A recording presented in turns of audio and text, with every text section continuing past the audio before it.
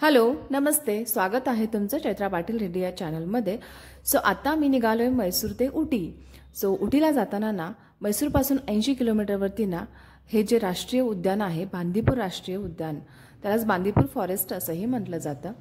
मैसूर ते उटी हे 125 किलोमीटर आहे। साधारण 3.5 ते 4 तास लागतात, कारण गाडी आपण जास्त फास्टही चालवू शकत नाही, जंगल असल्यामुळे खूप स्लो जावं लागतं आणि ट्रॅफिक असल्यामुळे थोडंसं जास्त वेळ लागू शकतो। जवळजवळ आम्ही संध्याकाळी 6च्या दरम्यान आम्ही उटीमध्ये पोहोचलो, पण ना तिथे पाऊस सुरू होता। आम्ही लगेच थोडीशी विश्रांती घेतली आणि मग लगेच जवळच एक कॅफे होता तिथे गेलो। तिथे ना एक छानसा असा मस्त चॉकलेटचा ट्रेन होता, तुम्ही पाहू शकता व्हिडिओमध्ये, स्टार्टिंगलाच आहे।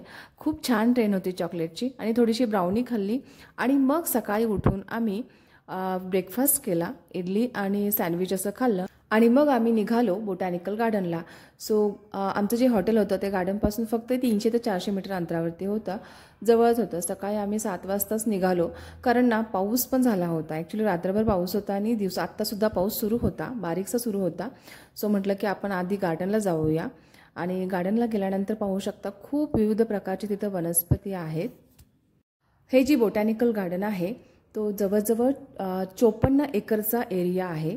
तर इथे ना वैज्ञानिक संशोधन, संवर्धन, प्रदर्शन आणि शिक्षणाच्या उद्देशाने जिवंत वनस्पतींचा दस्तऐवजीकरण केलेले हे ॲक्च्युली बाग आहे। विविध वनस्पतींचा इथे संग्रह सुद्धा आहे।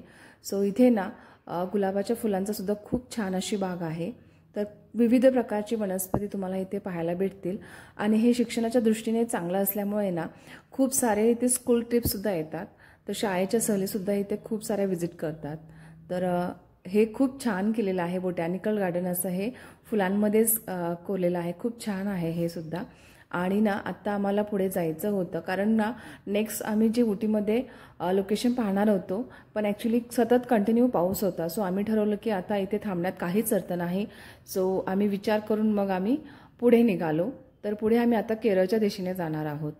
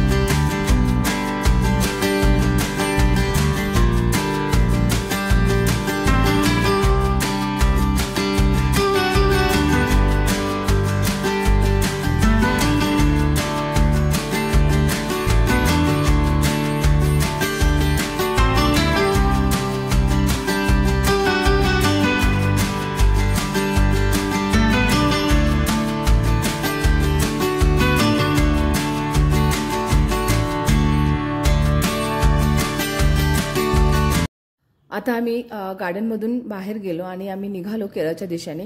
जाता जाताच आम्ही लंच केला बाहेर, एक घी हॉटेल म्हणून होतं, जिथे बिर्याणी खूपच अप्रतिम होती। आम्ही तिथे मस्त जेवण केलं आणि आम्ही मग पुढे निघालो। केरळमध्ये आम्ही नक्की कुठे जातो हे तुम्हाला नेक्स्ट व्लॉगमध्ये मी नक्की सांगेन।